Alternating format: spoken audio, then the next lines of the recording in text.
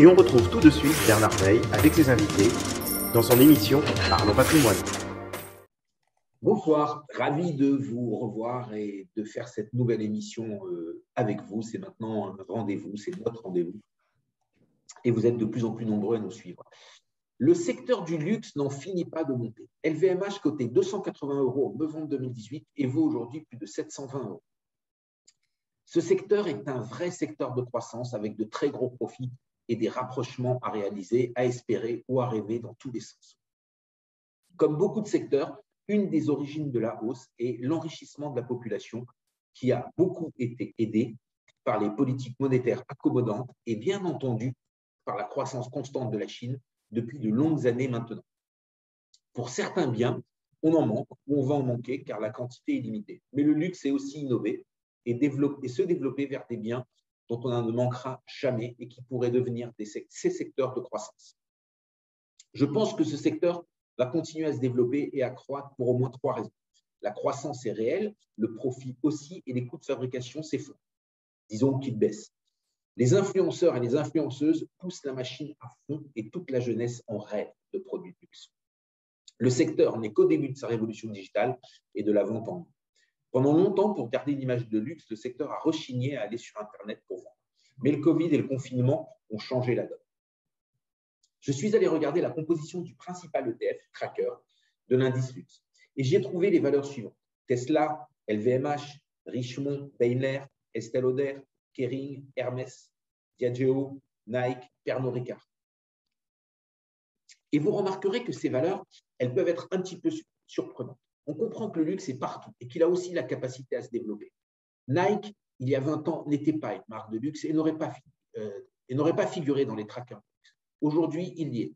Je me suis étonné de ne pas y avoir trouvé Apple et son téléphone, qui n'en est pas vraiment un, à 1 200 €. Le célèbre psychologue américain Abraham Maslow explique que l'homme cherche à accomplir ses besoins par une échelle qui commence par se nourrir et se termine par s'accomplir en passant par l'estime de soi. Le mouvement des influenceurs et de la transformation de la société fait que de plus en plus de monde pense que l'accomplissement de soi et son autoréalisation passent par la possession d'objets de luxe. Rappelez-vous la phrase du célèbre publicitaire Jacques Séléga. Si on n'a pas une Rolex à 50 ans, c'est qu'on a raté sa vie. La distinction est avant tout une histoire de comportement et d'attitude. Le luxe est une histoire de possession. Le luxe se compte, le luxe se calcule. Et les marchés aiment compter et aiment calculer. En conclusion, luxe à Noël ou luxe dans les portefeuilles. Nous avons laissé David ouvrir le bal. Bonsoir David. Vous en pensez quoi du secteur et de son évolution? Et avant cela, allez-vous offrir un cadeau de l'univers du luxe à l'un de vos proches pour Noël, ou disons pour les fêtes de l'année, pour être plus politiquement correct? Comme on a 2 David ce soir, c'est à David Calfon que je m'adresse. Merci Bernard. Alors, je ne sais pas encore ce que je vais offrir à Noël, mais en revanche, il est clair qu'on ne peut pas faire aujourd'hui l'impasse du luxe dans un portefeuille, puisque pour 2 raisons.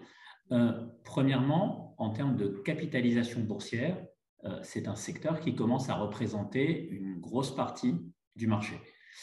Si on regarde l'indice CAC 40, on voit bien que si on enlève le luxe, aujourd'hui, il ne reste plus grand-chose. Donc, et c'est vrai pour l'ensemble des indices.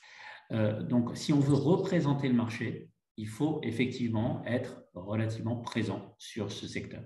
Deuxième chose, l'un de mes sujets, et on aura l'un des sujets qui me tient à cœur, on aura l'occasion d'y revenir, c'est tout ce qui touche à la problématique de l'inflation. Et l'inflation, pour se protéger, que faut-il? Il faut des sociétés qui sont capables d'augmenter le prix de leurs biens et services. Or, le secteur du luxe a cette capacité. Et donc, c'est vrai que si on se projette un petit peu dans un monde futur, mais pas trop lointain, on peut se dire que c'est une bonne protection contre l'inflation, même si, attention, ça risque de se faire en 2 temps, c'est-à-dire que dans un premier temps, inflation égale hausse des taux égale baisse des actions, le temps de s'adapter, mais après, on a la dynamique bénéficiaire qui reprend le dessus. Et là, pour le coup, dynamique bénéficiaire, ce sera surtout les sociétés, encore une fois, qui ont du pricing power. Et les sociétés donc, de luxe qui ont des marques ont ce pricing power. Donc, c'est pour ça que ce secteur m'intéresse tout particulièrement. Allez, on va passer au deuxième David et on va voir qu'est-ce que lui pense du luxe. Bonsoir David. Oui, bonsoir Bernard, bonsoir à tous. Merci de me recevoir. Alors, je rejoins évidemment tout ce qui vient d'être dit par David Calfon. Deux, trois éléments qui me paraissent importants sur le luxe. Bon, déjà, nous, chez Varenne, on a un attachement historique à LVMH, puisque c'est une entreprise qu'on a en portefeuille depuis une dizaine d'années maintenant. Donc, on a profité de la superbe progression de cette entreprise. On parlait de chiffres il y a quelques instants. Il faut savoir qu'encore en juillet 2021, le bénéfice net d'LVMH, c'est 5,3 milliards de dollars. C'est en hausse de 64% par rapport aux chiffres qu'ils avaient annoncés avant Covid. Donc, pour nous, il y a eu un effet élastique lié au Covid, c'est-à-dire qu'il y a eu tellement d'épargne dans les ménages pendant le Covid que tout de suite, lorsque les magasins de luxe ont à nouveau été ouverts, les ménages ont dépensé leur épargne et il y a eu un effet sur le luxe. Un petit élément chiffré également, Chanel a augmenté de 2 000 € le prix de son petit modèle classique, ça s'appelle petit modèle classique, en seulement quelques mois. Donc oui, il y a l'impact du pricing power et l'impact. Alors, ils ont justifié ça en disant que c'est l'impact des coûts de production qui faisait qu'ils augmentaient de 2 000 € le prix. Je pense que c'est aussi pour augmenter la rareté et la désirabilité. Donc, ça, c'est des éléments qui nous paraissent importants. C'est un secteur qu'il faut évidemment suivre et qu'il faut continuer à avoir en portefeuille. Nous sommes tout à fait d'accord là-dessus. Après, il y a juste un élément qu'il faut surveiller quand même sur le luxe, c'est ce qui se passe à l'immobilier en Chine, qui peut avoir un impact, même si les Chinois ont toujours réussi historiquement à s'en sortir et à contourner un petit peu pour pouvoir consommer. Mais il faut quand même surveiller ce qui se passe sur l'immobilier chinois, qui pourrait avoir un impact sur les ménages et qui, du coup, pourrait avoir un impact indirectement sur ce secteur du luxe.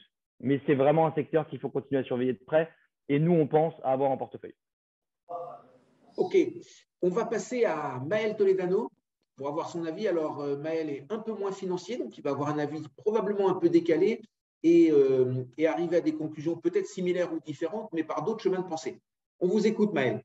Vous mettez la pression, là, Bernard. Il ne faut pas que je dise de bêtises, alors. Non, je dirais que moi, je suis assez d'accord. Hein. Moi, je vais prendre un chiffre qui m'avait marqué. C'est à la fin du Covid, quand ils ont rouvert le magasin Hermès en Chine. Je crois qu'ils ont fait 2 milliards de chiffre d'affaires en une journée. Donc, c'est que même les Chinois avaient épargné énormément. Ils attendaient vraiment que ça. Moi, ce que j'observe dans les portefeuilles, et c'est assez international, hein, puisqu'on a des gérants qui sont aussi bien en France, au Luxembourg qu'en Suisse, c'est que les valeurs du luxe, aujourd'hui, c'est le fonds de portefeuille. Donc, toutes les sociétés en ont un petit peu dans leur portefeuille et elles ont remplacé les bancaires des années 2000. Dans les années 2000, tout le monde avait un peu de bancaires. Et bien maintenant, elles ont toutes des sociétés, des sociétés de valeurs du luxe. Et c'est assez marrant parce que ce que vous disiez avant dans votre ETF, c'est que dans votre panier d'ETF, c'est que Tesla, aujourd'hui, c'est considéré comme du luxe. Ça, c'est quand même un peu une nouveauté. Donc aujourd'hui, il y a ça s'est élargi, ça a dévié et dérivé. Et donc, le luxe, c'est bien plus large que ce qu'on pouvait avoir avant. Donc, je pense que ça va continuer et ça va s'étendre. Alors, on va passer à Bruno Zaraya de Ginger. Donc, bien entendu, Bruno, votre réaction globale sur l'édito, sur ce que nos autres invités ont dit. Et après, aussi répondre aux 3 questions que je posais dans l'édito. Ensuite, on reviendra sur les autres invités pour avoir la réponse à ces questions. Donc, la question que je me posais et que maintenant je vous pose, je disais que le secteur va continuer à se développer, donc à se développer et à croître avec les marchés financiers pour 3 raisons. La croissance est réelle et les profits aussi. Ça, David Yardbar nous l'a confirmé en nous donnant des chiffres. Les influenceurs et influenceuses poussent la machine à fond dans toute la jeunesse. Ça, j'ai personne qui a parlé là-dessus encore pour l'instant. Et le secteur n'est qu'au début de sa révolution digitale. Là non plus, je n'ai pas encore eu l'avis là-dessus, même si Maël Toledano a plutôt parlé de la réouverture du magasin qui avait généré un chiffre de 2 milliards. Donc Bruno, c'est à vous sur l'ensemble de ces évolutions. Bonsoir Bruno.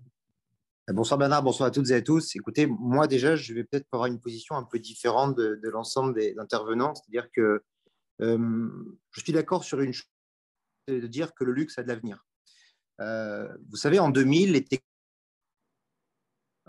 technos, 20 ans plus tard, 25 ans plus tard, la technologie est à la pointe de tout. Il n'y a pas une valeur qui n'est pas technologique, qui n'est pas intéressante, sauf que les technos de 2000 ne sont plus beaucoup là. Alors, je ne suis pas là à dire que LVMH et Hermès ne seront pas là dans 20 ans. Je dis juste qu'il faut dissocier 2 choses, Bernard. Il faut dissocier l'entreprise du luxe. Il est évident que les Chinois vont consommer du luxe, encore que je suis assez d'accord avec David Wiersma parce que c'est vrai que c'était assez incroyable de ne voir aucune réaction sur les valeurs du luxe, alors que, bon, entre la taxation Chine et les différents impacts d'Evergrande ou autres, ça devrait pouvoir impacter un peu le luxe, mais enfin, ce n'est pas très grave. En fait, le luxe aujourd'hui, c'est la martingale d'un portefeuille. C'est-à-dire que pour des questions de valorisation, pour des questions aussi de… Tout le monde se dit, ben, je n'ai pas le sac Hermès, j'ai un peu d'action Hermès. Tout le monde se dit, il y a un côté un peu idyllique, mais il ne faut pas oublier une chose. Il faut dissocier le prix de la valeur. C'est-à-dire qu'à un moment donné, Hermès se paye 65 fois les bénéfices. 65 fois les bénéfices. Il faut comprendre qu'Hermès, historiquement, se paye entre 25 et 30 fois les bénéfices. LVMH se paye 49 fois les bénéfices. Historiquement, LVMH se paye environ entre 27 et 30. Dire, mais il faut regarder la croissance qu'il y a en face. Bon, c'est très très beau, ils en auront à venir demain, mais ça se paye très très cher. Et comme beaucoup d'auditeurs, auditrices comprennent beaucoup mieux l'immobilier que les marchés financiers peut-être, c'est comme si je vous disais, on est dans la meilleure rue de Lisbonne et ça vaut 600 000 € le mètre carré. Ça a beau être la meilleure rue de Lisbonne, c'est très beau, on a vu sur la mer, c'est ce qu'il y a de plus luxueux à Lisbonne, mais c'est quand même 600 000 € le mètre carré. Et bien aujourd'hui, les valeurs du luxe, elles sont auto-alimentées parce que David Calfon l'a très bien expliqué. Si vous retirez LVMH, on aurait pu parler de L'Oréal, Hermès, Kering, du CAC 40, on retire environ 40% du CAC 40, voire un peu plus d'ailleurs. Et aujourd'hui, comme beaucoup d'acteurs travaillent avec de la gestion indicielle, voire des paniers de produits structurés qui sont aussi basés sur des gestions indicielles, ça ne fait qu'amplifier des phénomènes où, moi je suis le premier à dire que LVMH a un très bel avenir, que Hermès a un très bel avenir, que beaucoup de gens voudront avoir du luxe parce qu'ils sont contents d'avoir le dernier sac à la mode, les dernières chaussures, et vous avez raison, les influenceuses, mais il y a toujours eu un petit peu ces méthodes-là où on voulait à la cour de récréation le même sac, enfin j'exagère un peu parce qu'on n'était pas sur les sacs Hermès, mais où vous avez des effets de mimétisme importants. Louis Vuitton a toujours beaucoup joué là-dessus d'ailleurs. C'est vrai qu'ils sont de plus en plus acteurs parce que aujourd'hui, à l'époque, avoir un sac à 2000 €, c'était exceptionnel. Aujourd'hui, c'est terrible de dire ça, mais toutes les marques font des sacs entre 1500 et 2000 €. Donc, le luxe est un peu partout. C'est juste qu'il se paye très, très cher. Et donc, je pense que c'est ça qu'il est important de mettre en perspective. C'est qu'à un moment donné, vous avez des valeurs, on parlait tard de résultats, BNP Paribas, moi, nous, on trouve que les bancaires sont peu chers. Elle va faire 10 milliards de résultats cette année.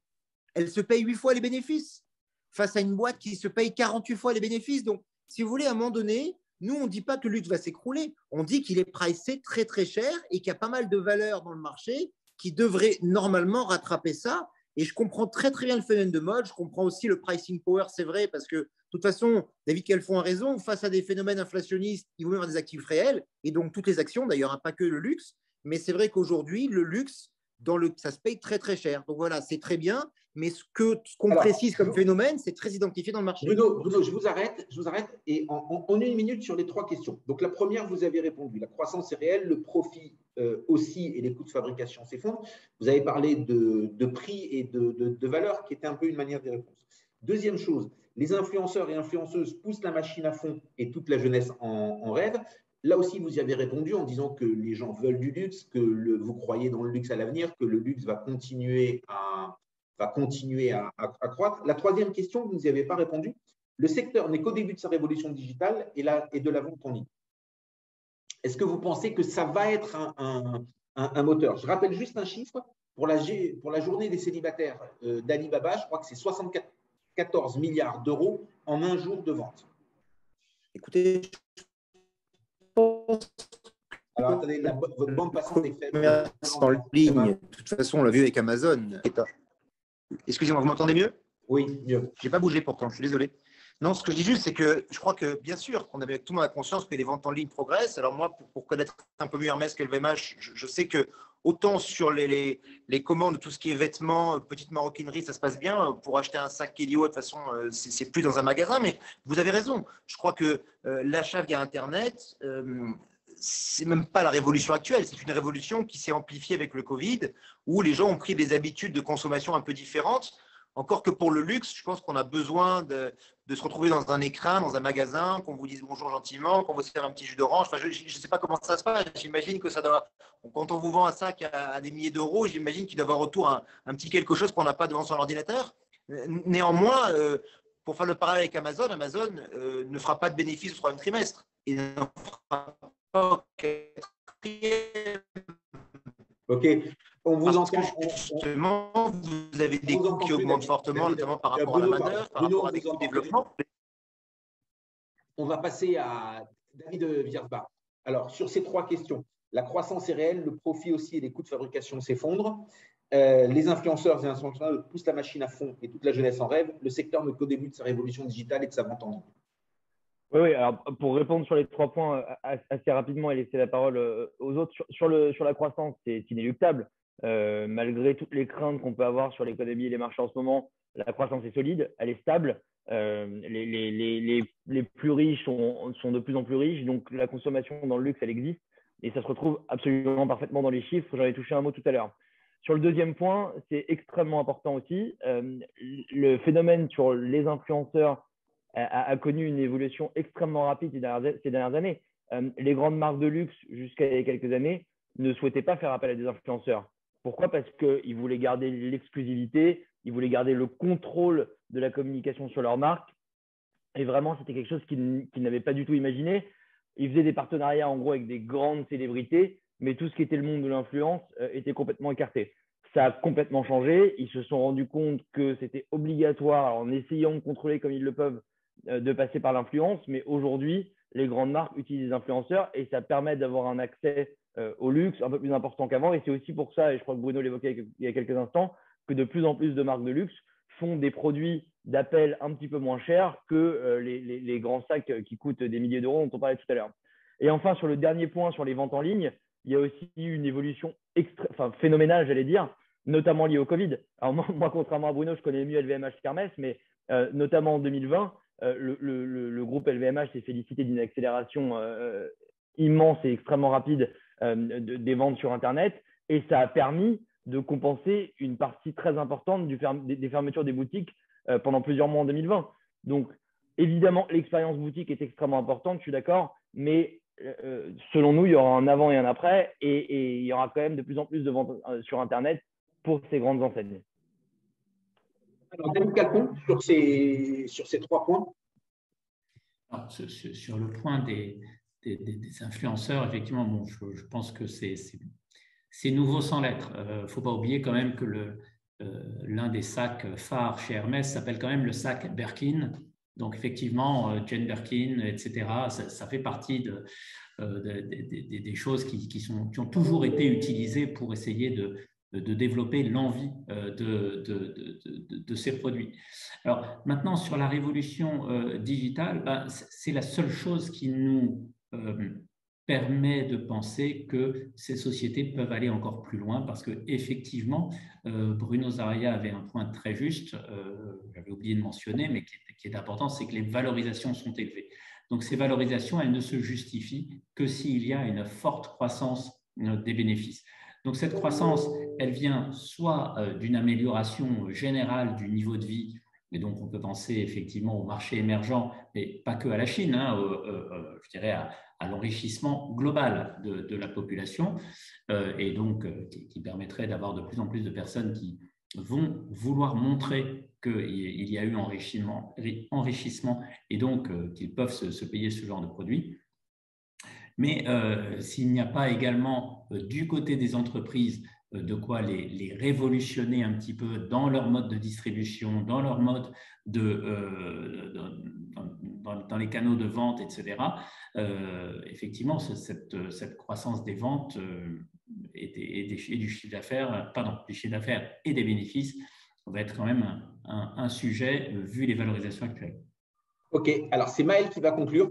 Maël, en 2 minutes, un petit peu une conclusion de tout ce que vous avez entendu. Et je vais vous demander de réagir sur ma conclusion. En conclusion, luxe à Noël ou luxe dans les portefeuilles?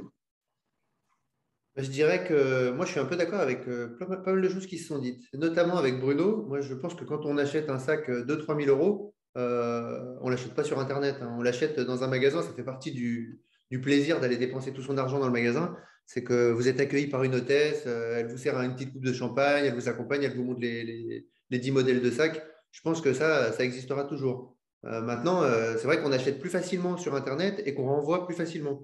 Donc ça va aider les grandes marques. Donc je dirais que de toute façon, c'est un phénomène qui se développe. LVMH, ils ont racheté absolument tout ce qui existait.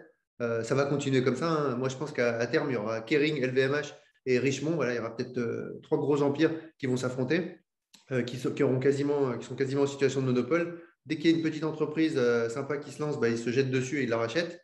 Donc, je pense qu'il y a de l'avenir. Ça se paye cher, mais il y a une raison, hein, pour laquelle ça se paye cher. C'est parce que ça gagne beaucoup d'argent. Donc, je pense que ça sera dans les portefeuilles.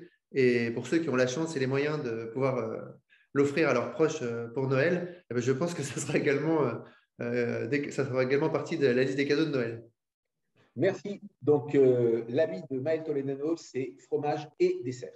Exactement. Merci beaucoup Maël. C'est maintenant au tour de David Garba de Varenne qui va nous présenter sa société de gestion et il va nous faire un focus sur le fond, nous parler de sa philosophie un petit peu atypique, quelque chose d'un petit peu différent sur les marchés. Donc, on vous écoute, David, c'est à vous. Merci Bernard, merci surtout de me donner l'occasion aujourd'hui de vous dire quelques mots sur Varenne. Alors, je vais essayer d'être bref et concis. Varenne Capital Partners est une société de gestion indépendante. On existe depuis 2007 et on gère aujourd'hui 3,7 milliards d'euros, notamment grâce à une collecte importante cette année en 2021, puisqu'on a collecté plus de 800 millions d'euros depuis le début de l'année. Alors en effet, Bernard, vous l'avez dit en introduction, mais c'est ce qui est très important chez nous. Notre philosophie, notre façon de travailler est un petit peu différente de ce qu'on peut voir chez nos confrères. Ce n'est pas mieux ou moins bien, c'est juste une façon différente de travailler. Lorsque Varenne a été créé, on avait dans notre fonds qui existait à l'époque une seule stratégie de gestion, qui est une stratégie long action. Alors, il y a beaucoup de nos confrères qui font comme nous, c'est-à-dire qu'en gros, on sélectionne un certain nombre d'entreprises de qualité dans une brique pure action et on se contente de cette stratégie unique. Sauf que assez rapidement dans l'histoire de Varenne, on s'est rendu compte que cette stratégie unique par rapport à notre façon de travailler et notre philosophie n'était pas suffisante et nous rendait trop dépendants des configurations de marché très changeantes et parfois difficiles à prévoir. Je pense que personne ne pourra me contredire là-dessus. C'est très difficile aujourd'hui de prévoir les marchés. Donc, après notamment la crise de 2008, et les évolutions qu'on a connues dans les premières années de Varenne, on a décidé, en plus de cette stratégie cœur de portefeuille, qui est une stratégie de sélection d'entreprises de qualité, et j'y reviendrai pour vous expliquer comment est-ce qu'on travaille, on a décidé dans tous nos fonds d'ajouter des stratégies de gestion complémentaires qui permettent principalement deux choses: apporter de la décorrélation, c'est-à-dire ne pas se comporter comme les marchés financiers et ne pas se comporter comme les autres fonds qu'on peut avoir dans une allocation, et deux, apporter de la protection, apporter de la sécurité. Donc, en plus de cette stratégie long action, cœur de portefeuille, on a trois stratégies. La première, c'est qu'on peut faire du short, c'est-à-dire de prendre des positions vendeuses sur des entreprises. C'est l'inverse du long. On peut faire ce qu'on appelle des situations spéciales, c'est-à-dire prendre des positions sur des opérations de fusion-acquisition. J'y reviendrai rapidement pour vous dire comment est-ce qu'on fait. Et enfin, une dernière stratégie qui est peut-être la plus intéressante, de couverture macroéconomique. L'objectif étant de protéger nos fonds contre les risques majeurs identifiés d'un point de vue macroéconomique. Donc, on n'est pas là, grâce à cette stratégie, pour protéger le moins 5 ou le moins 10. On est là pour protéger nos fonds contre les risques majeurs. Donc, ce qu'on dit chez nous, c'est une baisse des marchés d'au moins 15 ou 20%. Donc, l'objectif final de ces 4 stratégies que nous avons dans tous nos véhicules chez Varenne, c'est d'être capable d'être performant dans des configurations de marché différentes. Dit autrement, l'objectif, c'est d'être capable de prendre les hausses lorsque les marchés sont haussiers, mais d'être capable de bien résister dans les marchés baissiers. Alors, ça paraît bête, hein, monter quand ça monte et bien résister quand ça baisse, mais c'est vraiment l'objectif en associant ces 4 stratégies.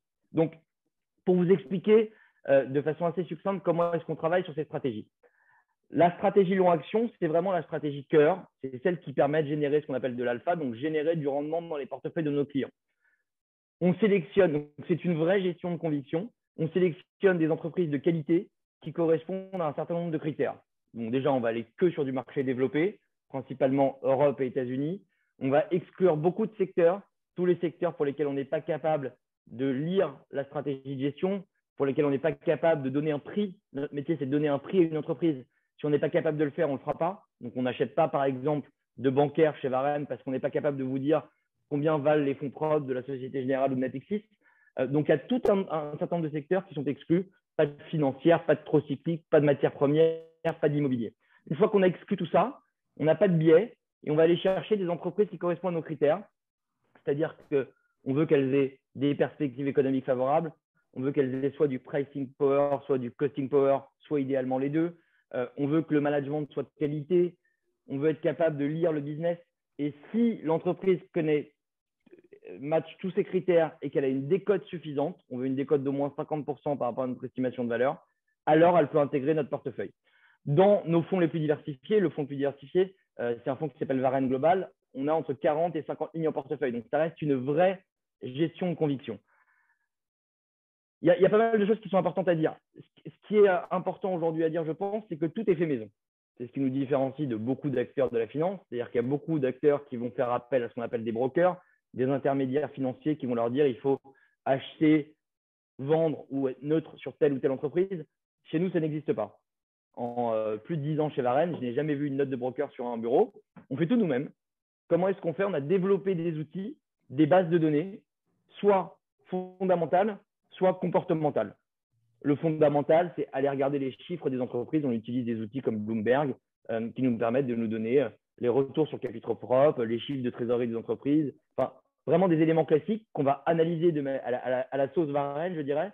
Mais tout est fait chez nous. Alors, je vous arrête juste une petite minute pour que nos auditeurs comprennent bien. Donc, on a bien compris qu'il y avait une conviction, que la conviction, elle s'appuyait sur les ressources internes. Et donc, bien entendu, vous allez chercher de la documentation ailleurs, mais vous ne cherchez pas d'analyse ailleurs. Les analyses sont des analyses internes.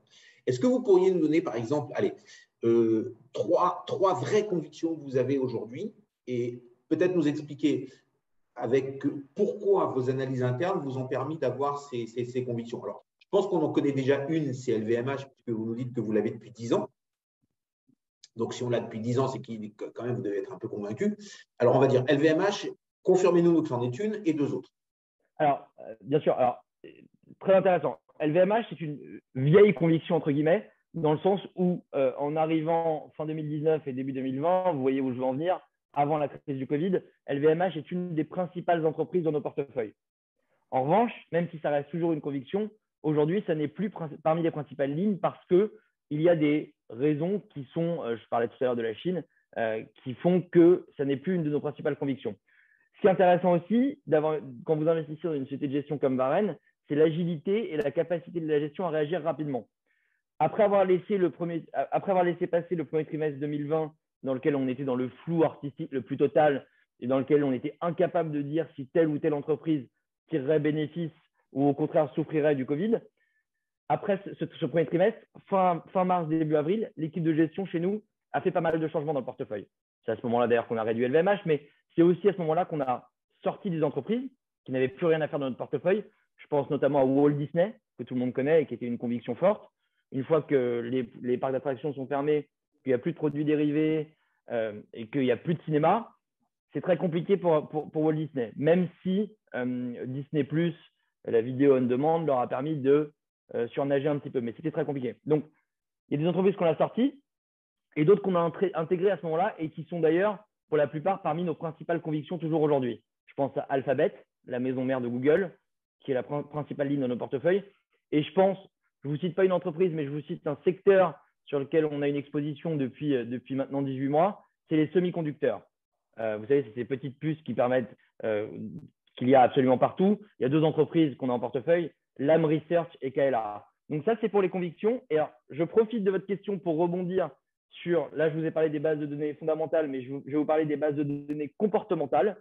C'est quelque chose d'assez original qu'on fait chez Varenne depuis très longtemps. C'est qu'on suit le comportement des dirigeants d'entreprises cotées au capital de leur entreprise. Si on reparle de LVMH, je vais citer Bernard Arnault, que tout le monde connaît. S'il achète ou s'il vend du LVMH, lui, société rattachée ou membre de sa famille, a une obligation légale de le déclarer à l'autorité de tutelle. Chez nous, l'AMF. Chez Varenne, depuis très longtemps, on suit toutes les transactions des dirigeants d'entreprises cotées dans tous les pays développés. Ça fait des millions et des millions de données. On reçoit l'information brute et on a créé un système d'information qui permet de la traiter. Je vous donne un exemple très concret. Pandora. Pandora est une société dans l'univers de la bijouterie. C'est le leader en termes de vente de volume de bijoux dans le monde, non pas en termes de chiffre d'affaires, mais en termes de vente de volume. Pandora est une société qui n'était jamais ressortie dans nos outils chez Varenne, mais qui en mars 2020 ressort. Pourquoi? Parce qu'après une baisse du titre de 45%, le CEO et le CFO, donc le directeur général et le directeur financier, pour parler en français, achètent de leur poche pour 2,5 millions d'euros de titres. Donc, c'est des gens qui sont déjà richement dotés en actions Pandora, qui en ont souvent dans leur package, dans leur rémunération, etc. Mais indépendamment de ça, ils sortent de leur poche 2,5 millions d'euros pour acheter Pandora alors que le titre vient de perdre 45%. Chez Varenne, il ne se passe rien à ce moment-là, à part que la société flash et remonte dans notre système. À ce moment-là, on fait une étude, on découvre une société qui, à tout point de vue, correspond à nos critères. On parlait tout à l'heure de digital. Le repositionnement digital qui a été fait par Pandora est exceptionnel, alors qu'on pourrait imaginer que ce n'est pas très intuitif d'aller acheter des bijoux sur Internet. Et pourtant, les chiffres sont colossaux. Et donc, à ce moment-là, Pandora est une société qui rentre et qui est toujours… Alors, c'est le fonds Varenne Valeur, qui est notre fonds historique chez Varenne. Pandora est le meilleur contributeur en 2020 et un des meilleurs contributeurs sur le premier semestre 2021. Donc, alors, voilà, je vous coupe encore une fois, je m'en excuse. Bien sûr. Avec les fonds. Je crois que vous êtes concentré sur 3 fonds, c'est ça? Exactement. Alors, vous avez Valeur, donc Varenne Valeur. Ça, c'est votre fonds historique. Donc, c'est le premier qui a été créé. Absolument. Aujourd'hui, c'est beaucoup de stock picking, donc de la recherche de ce qu'on appelle l'alpha, donc de battre un indice en mieux sélectionnant qu'en prenant tout le monde grâce à vos modèles. Et ça fait combien depuis le début de l'année? Alors, notre gamme, ce qui va différencier nos 3 fonds, les 4 stratégies de gestion sont dans les 3 fonds. Ce qui va les différencier, c'est le dynamisme. Varenne Valeur est le fonds le plus diversifié ou le plus prudent ou le moins exposé. Il est un petit peu au-delà de 20% depuis le début de l'année. Varenne Global, qui est le fonds un petit peu plus dynamique, est aux alentours de 28-29%. Et Varenne Sélection, qui est le fonds le plus dynamique de la gamme, qui lui est très resserré en termes de conviction, puisque c'est nos 12 à 15 meilleures idées, est à 38% depuis le début de l'année. Ce qui est important… C'est des performances qui sont un peu historiques pour vous. Historiques? Oui. Ou vous avez régulièrement ce type de performance? C'est des performances de qualité. Évidemment, on ne fait pas tout le temps entre 20 et 40%. On est aussi accompagné par les marchés, mais la sélection d'entreprise a été d'extrême, de bonne qualité. Ce qu'il faut regarder aussi, c'est comment les fonds se comportent dans les marchés baissiers. Varenne Valeur, qui est le fonds le plus prudent de notre gamme, il a un max drawdown, c'est-à-dire une baisse maximale entre sa valeur liquidative la plus haute et la plus basse en 2020 d'environ 14%, alors que les marchés, c'est plutôt entre 35 et 40%. Donc, je vous dis, regardez la performance d'un fonds. Bon, déjà, je trouve que depuis le début de l'année, ça n'a pas forcément beaucoup de sens parce qu'on n'investit pas forcément au 1er janvier et on ne vend pas forcément au 31 décembre, mais c'est vraiment comment les fonds se comportent dans le temps. Et de ce point de vue-là, je pense que le comportement de nos fonds a été en totale adéquation avec le discours qu'on tient depuis toujours. L'autre chose que ils sont uniquement européens? Non, c'est marché développé, donc c'est principalement en Europe et aux États-Unis. Au moment où on se parle, c'est plutôt 50-50. Ce que je voulais vous dire aussi, c'est que cette bonne résistance des fonds, notamment en 2020, c'est aussi dû à cette stratégie de couverture macro. L'objectif, c'est comment protéger avec un budget d'1,5% nos fonds contre les risques majeurs identifiés d'un point de vue macro. Et ce dispositif, lorsque les marchés baissent fortement, il s'active et il permet d'apporter une contribution très importante à la performance de nos fonds. Alors, quand on a parlé de LVMH, vous avez dit que LVMH, c'est un peu historique et vous l'avez depuis 10 ans en portefeuille. Est-ce qu'il y a d'autres valeurs que vous avez depuis aussi longtemps en portefeuille ou est-ce que LVMH, c'est un peu une exception? Alors, nous, on dit qu'on fait du private equity appliqué à l'univers du côté. Donc, si on peut garder les entreprises et qu'elles correspondent à nos critères, on va les garder. Il y a 2 éléments qui peuvent faire qu'on vend une entreprise. Soit il n'y a plus de décote, c'est-à-dire que c'est arrivé à ce qu'on appelle la fair value, le juste prix. Et dans ce cas-là, il n'y a plus de raison de l'avoir en portefeuille. Soit c'est parce qu'on a une meilleure opportunité en face. Alors, je pense qu'une entreprise qu'on a pendant aussi longtemps qu'LVMH, aujourd'hui encore dans notre portefeuille, il ne doit pas y en avoir. Mais on a vendu, par exemple, en 2020 Nike, dont on parlait tout à l'heure. Nike, c'est une entreprise qu'on a eue pendant très longtemps. On a eu une entreprise comme Greggs, qui est dans notre portefeuille, qui est le leader de la boulangerie et sandwicherie industrielle en Angleterre, qui est sorti à un moment, mais qu'on a eu tout cumulé, je pense, pendant 7 ou 8 ans en portefeuille. Une entreprise comme Cesa, qui est un éditeur de logiciels en Italie, qu'on a depuis très longtemps aussi. Donc, on n'a aucun problème, si jamais l'entreprise continue à se renouveler, à apporter de la valeur, on n'a aucun problème, au contraire, à la garder en portefeuille et accompagner le développement de l'entreprise dans le temps. Alors, dernière question, et après, on va passer au point marché de David Calfon. Vous nous avez dit qu'il y a, au moment de la pandémie, des choses comme ça, il y a eu pas mal de remaniements de portefeuille et que beaucoup de valeurs sont rentrées, beaucoup de valeurs sont sorties.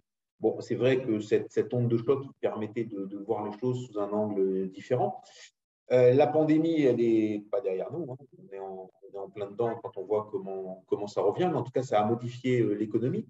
Et une des choses qu'on a eues en 2021, qui est un petit peu à la surprise de beaucoup de gens, même si maintenant tout le monde dit qu'il s'y attendait, c'est cette très, très forte hausse des marchés, puisque le CAC est à plus 27 ou 28%.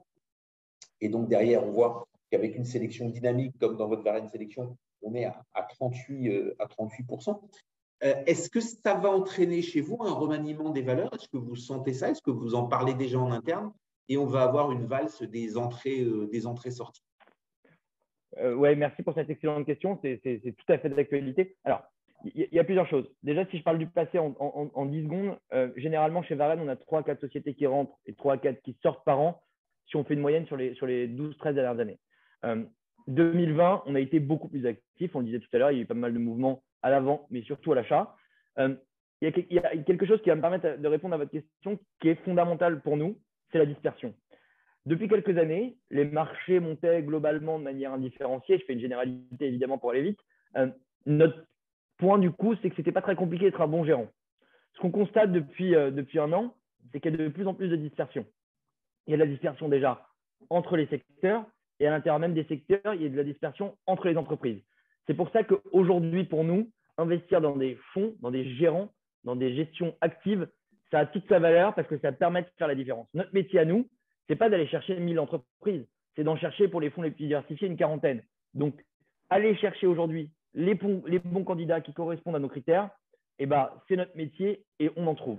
Alors, est-ce qu'il y aura beaucoup de mouvements en 2022 ? Je ne pense pas. Je pense qu'il y en aura parce que grâce à ces dispersions, on arrive à trouver des acteurs, mais on a aussi entière confiance dans les entreprises que nous avons sélectionnées aujourd'hui. Donc, je pense que l'effet onde de choc, pour reprendre votre terme, est passé, mais je pense qu'on continuera à aller alimenter nos entreprises avec ces nouvelles idées. Si je peux prendre un tout petit peu plus de hauteur et conclure là-dessus. Allez, 1 seconde. C'est très compliqué aujourd'hui de savoir ce que les marchés vont faire. Et évidemment, je suis d'accord avec vous, personne n'avait anticipé, même si les gens disent l'inverse aujourd'hui, des marchés aussi haussiers. Les voyants, pour nous, c'est extrêmement compliqué de faire des prévisions de marché, je le disais tout à l'heure, mais on a parlé de croissance, il y en a. La politique monétaire commence à se resserrer, mais les résultats des entreprises sont bons. Et nous, on ne serait pas surpris à court terme d'avoir des marchés qui sont encore orientés positivement. Même si, on en parlera peut-être avec le point macro de David, à plus long terme, on identifie d'autres risques, notamment liés aux matières premières. Mais voilà, à court terme, on a confiance dans les entreprises que nous avons en portefeuille et on ne serait pas surpris. Les marchés continuent justement à bien nous surprendre. Donc, pour conclure, c'est luxe dans les portefeuilles et comme les marchés vont continuer à montrer, ça sera luxe à Noël? Alors, luxe en partie, on n'a pas que du luxe, attention, mais on a encore un petit peu d'AMH, mais on espère que ce sera le luxe à Noël. Ça marche. Merci beaucoup, David. Merci, Bernard. Sentez-vous chez vous. Si vous avez d'autres choses à nous dire ou d'autres évolutions, ou s'il y a un remaniement très sérieux, pourquoi pas venir nous en faire part et nous parler de ce remaniement valeur par valeur en nous expliquant pourquoi vos analyses, puisque c'est vos analyses maison, font un petit peu ces mouvements. Allez, c'est maintenant le tour de David Calfon avec son point marché qu'on attend tous avec impatience le lundi. David, c'est à vous. Bonjour à toutes et à tous pour cette nouvelle chronique des marchés avec des marchés financiers qui sont décidément bien orientés malgré un petit repli hebdomadaire aux États-Unis la semaine dernière. Alors, pour remettre un peu les choses en perspective, les actions de la zone euro sont en hausse de 25% depuis le début de l'année, tout comme les actions américaines. L'indice des actions internationales des pays développés, le MSCI Monde, exprimé en euros, est pour sa part en hausse de 29% depuis le début de l'année. Et seuls les marchés émergents sont un peu à la traîne, en hausse de 8,5% depuis le début de l'année. Alors, le gros événement de la semaine dernière a été la publication des chiffres d'inflation aux États-Unis pour le mois d'octobre. Cette publication, elle est tout simplement historique puisque l'inflation est ressortie à plus 6,2%, soit le chiffre le plus élevé depuis 30 ans. Retraitée de ses composantes les plus volatiles, l'inflation cœur est en hausse de 4,6%, là aussi du jamais vu depuis 1991. Qui plus est, ce chiffre est en forte accélération par rapport au mois précédent et ne donne aucun signe de normalisation, contrairement au discours de la Fed. Je vous rappelle que depuis que l'inflation américaine a dépassé le niveau cible des 2%, la Fed n'a de cesse de nous répéter que cette reprise de l'inflation n'est que transitoire, qu'elle n'est due qu'aux perturbations des chaînes de production causées par la crise sanitaire. Alors, nous, on s'est intéressé un petit peu à la construction de cet indice des prix et il apparaît que, d'un point de vue technique, la composante immobilier de l'indice des prix, qui est un gros poids de cet indice, eh bien, c'est une composante qui a beaucoup d'inertie et qui devrait continuer à tirer à la hausse les chiffres de l'inflation dans les mois qui viennent. Pour ma part, je ne vois donc pas de reflux significatif de l'inflation avant le deuxième semestre 2022. Alors, pour le moment, les marchés ont très bien encaissé le choc de cette publication. Pourquoi? Alors, pardon, quand je dis qu'ils ont très bien encaissé le choc, c'est que les taux se sont un peu tendus, le dollar s'est bien renforcé et les marchés actions n'ont enregistré qu'un modeste repli. Alors, pourquoi est-ce que tout cela tient très bien malgré des chiffres qui sont d'une violence historique? C'est tout simplement parce qu'on a eu des publications des bénéfices du troisième trimestre qui étaient tout simplement exceptionnels. Après des résultats trimestriels excellents, les investisseurs redoutaient un changement de ton dans le discours des dirigeants d'entreprise. Or, très intéressant de voir que l'optimisme reste de mise. Les chefs d'entreprise nous disent que la hausse des coûts et les difficultés d'approvisionnement pourraient durer plus longtemps que prévu, mais que cela devrait rester temporaire. Donc, c'est du temporaire qui dure un peu plus longtemps. Mieux, au global, ces chefs d'entreprise ont révisé à la hausse leurs objectifs de bénéfices. Et tout cela a nourri une nouvelle fois le relèvement par les analystes financiers de leurs estimations.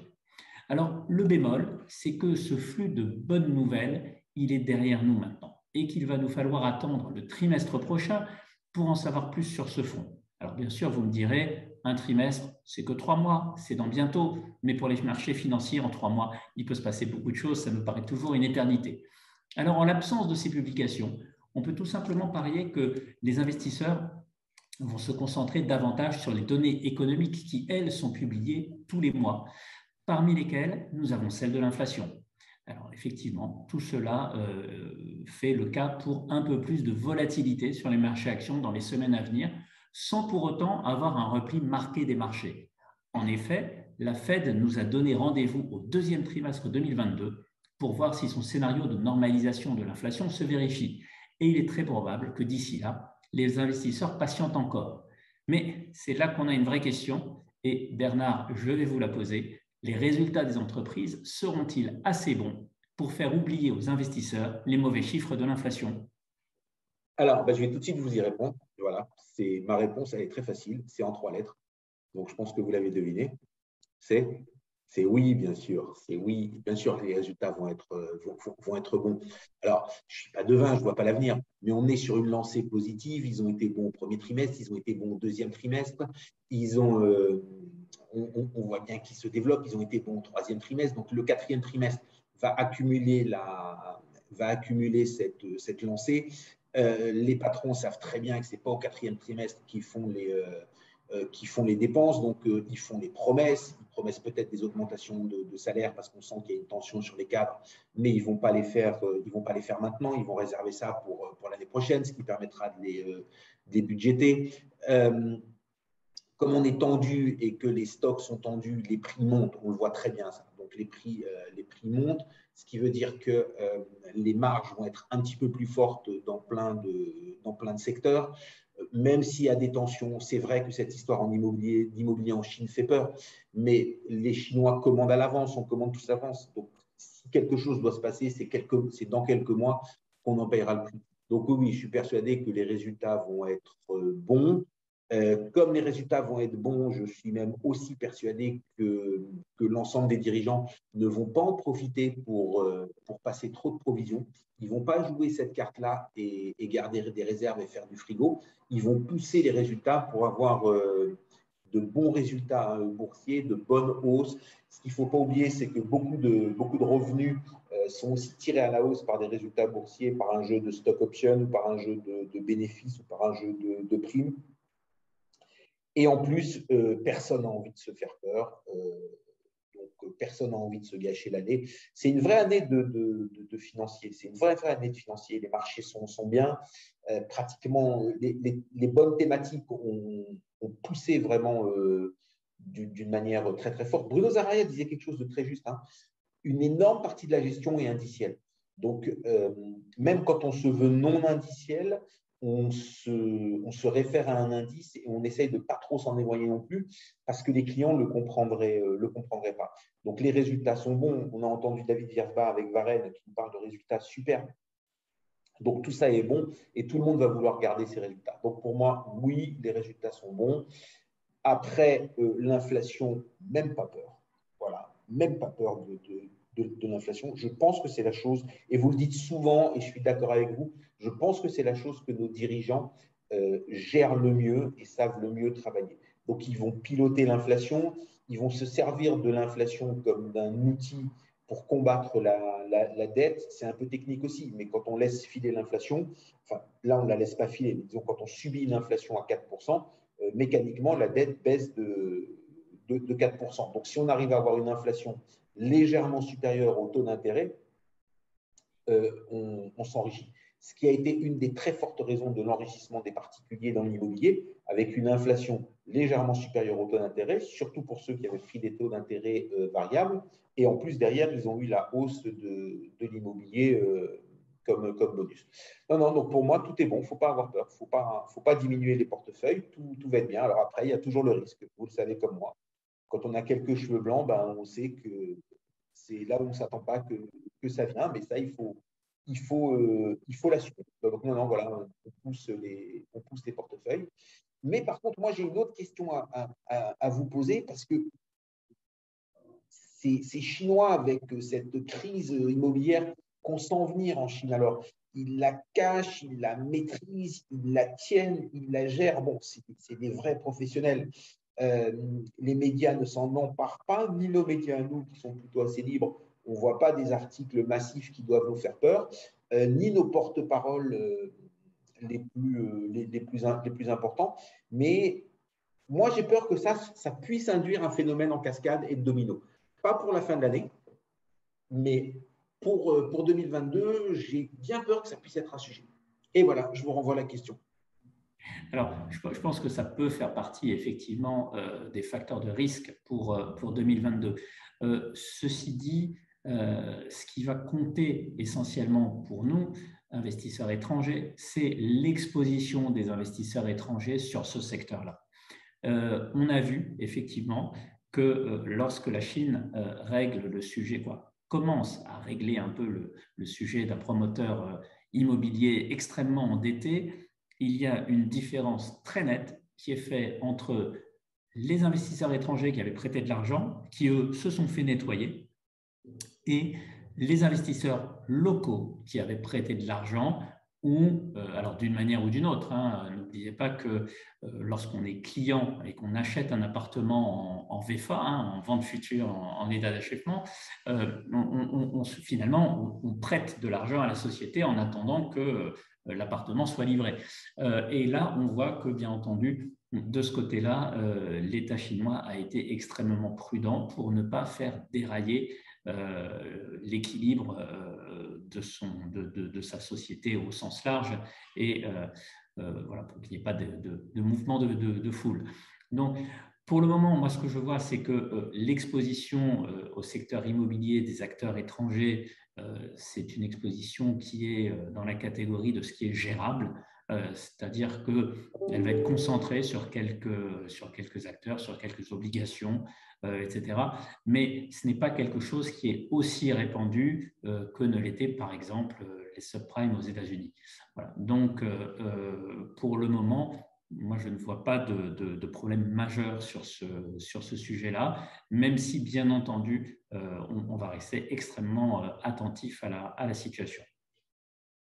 Et Maël, qu'est-ce que vous en pensez ? Écoutez, malgré les risques, alors les risques, on vient de les énoncer, hein, la Chine qui reprend la main, le gouvernement chinois qui reprend la main, l'inflation qui va être plus longue et plus forte que ce qui était anticipé, malgré le Covid, là, parce que le Covid, quand même, il est en train un peu de revenir, il y a des pays qui reconfinent, Il y a pas mal de décisions qui sont prises dans le monde. Malgré tout ça, moi, je reste quand même assez optimiste et assez positif. Je vous rejoins, Bernard, les fondamentaux sont bons. Il va y avoir peut-être plus de volatilité, mais il n'y a pas de raison. Les entreprises sont saines, elles sont bien gérées. Je pense que les gouvernements font quand même bien leur boulot. Et donc, il n'y a pas de raison qu'on assiste à une baisse des marchés. Je pense que ça va continuer avec évidemment plus de volatilité, mais ça va continuer à évoluer favorablement. Et sur les résultats des entreprises, un quatrième trimestre dans la ligne, avec, voire peut-être même avec des résultats plus positifs que ceux dont on pourrait s'attendre, ou ça va commencer à s'essouffler? Non, moi je pense que ça va être mieux qu'attendu, tout simplement parce qu'il y a eu quand même une belle embellie là, pendant cet été, même une euphorie. On a eu peur un peu avec l'inflation, mais au final, on voit que l'inflation n'a quand même pas trop d'impact sur le résultat des entreprises. Donc moi, je m'attends à des résultats supérieurs à ce qui était escompté. Je reste très positif. D'accord. Et alors, pour revenir sur l'inflation, David, donc bon, j'ai dit que l'inflation ne me faisait pas peur. On voit quand même que, alors en France, on est un peu champion du monde, on a un traitement un petit peu social de l'inflation, où on donne vite des chèques quand l'essence monte, on a des chèques énergie, des chèques essence, on accompagne, EDF peut plus, les fournisseurs d'électricité, pas que EDF d'ailleurs, ne peuvent plus couper le courant aux mauvais payeurs, mais ils peuvent juste réduire le débit. Mais il y aura toujours un minimum de quoi s'éclairer, se nourrir et peut-être un tout petit peu se chauffer. Mais dans les autres pays, ce n'est pas le cas. Et il y a une inflation qui peut être un peu dérangeante, c'est l'inflation des matières premières agricoles, ou là, qui peut mettre un petit peu de pression. Donc, est-ce qu'au niveau mondial, on doit en avoir peur de cette inflation? Et c'est là-dessus qu'on va conclure, parce que c'est un sujet qui pourrait enflammer des terres déjà bien chaudes ou qui pourrait donner du fil à retordre et des soucis un petit peu partout. Allez, David, en une minute ou deux. C'est vrai que sur ces sujets-là, nous, comme on se concentre sur les portefeuilles que l'on gère, on regarde surtout les marchés développés. Et donc, effectivement, tout le risque que vous mentionnez sur les matières premières agricoles et ce que cela pourrait faire au niveau social, etc., on trouve cela plutôt du côté des pays émergents. Mais pour le moment, ce que l'on voit au niveau de l'inflation, c'est surtout le temps d'adaptation qui va être compliqué. C'est-à-dire, quand on passe d'un monde où on n'a pas eu d'inflation, voire on avait de la déflation, en tous les cas pas eu d'inflation pendant de très nombreuses années, passer à un monde dans lequel on se retrouve avec de l'inflation, c'est ce temps d'adaptation qui est compliqué. À long terme, l'inflation, comme vous le dites, n'est pas un problème. C'est ce que les banques centrales savent gérer le mieux. C'est là où elles ont le track record le meilleur. En revanche, c'est sur cette période d'adaptation, c'est-à-dire il faut que les marchés se réhabituent à avoir de l'inflation. Et cela, effectivement, le meilleur baromètre pour cela, c'est de voir la réaction des taux longs, puisque les taux courts sont parfaitement maîtrisés par les banques centrales. Et tant que les taux longs ne s'emballent pas, ça veut dire que finalement, globalement, les marchés font confiance aux banques centrales pour bien gérer cette nouvelle situation. OK. Mille merci et à très vite, David, pour ce point marché, ce débat et toutes ces bonnes nouvelles, hein, parce que globalement, on a plutôt de très très bonnes nouvelles cette semaine. Donc c'est ce qu'on appelle des belles émissions. Ça fera partie de nos émissions collector, des plus 20, des plus 28, un indice à plus 27, un Varenne sélection à plus 38, du luxe à Noël. Du luxe dans les portefeuilles, c'est plutôt la belle vie. Hein, ça fait partie des plus beaux métiers du monde. Alors, on va maintenant rejoindre Bruno Kras. C'est plutôt Bruno Kras qui nous a rejoint, le président d'H2O. Bonsoir Bruno. Et Bruno, il faut mettre votre micro. On n'a pas votre micro. Il faut réactiver votre micro. Unmute. Voilà, on vous entend. Voilà. Bonjour Bernard. Parfaitement. Alors, pour faire une introduction, donc la société H2O spécialisée dans la global macro. Avant de vous laisser parler, je vais en 10 ou 15 secondes réexpliquer ce que c'est la global macro, parce que c'est un sujet un petit peu technique. Et ensuite, je vais vous demander de répondre à une question qui, sur votre émission passée sur cette aspiration d'alpha, ce thème qui nous avait vraiment, vraiment étonné, et pour voir si cet alpha était inspiré et s'il est maintenant temps de l'expirer. Donc, la globale macro et votre métier, c'est de détecter des divergences et des convergences afin de les exploiter. Ce que vous faites principalement dans les devises, les taux et la durée, et ce qui vous a permis de constituer certains fonds que vous déclinez en gamme par rapport à leur volatilité et à leur prise de risque. Ce qui fait que si vos convergences et vos divergences ont été bien détectées dans les fonds qui prennent beaucoup de risques, vous allez avoir des résultats élevés. Dans les fonds qui prennent moins de risques, vous aurez des résultats faibles.